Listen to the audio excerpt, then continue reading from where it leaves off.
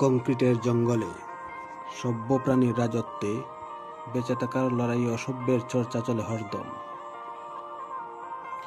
একজন মাংসে চর্বি জমায়, অন্যজনের হাড় নিংড়ানো গামে।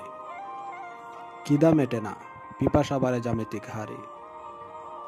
কংক্রিটের জঙ্গলে সূর্য উঠে জানালা দিয়ে, বিভক্ত প্রজন্ম খুঁজে মুক্তির ফটক। কিছুই যেন নেই এখানে, তবু সব পাওয়ার সন্ধানে একের পর এক উন্মোচন হয় কফিনের মুরক। সুখে থাকার অভিনব অভিনয়, হারানোর তালিকা বেড়ে চলে নতুন পরিচয়।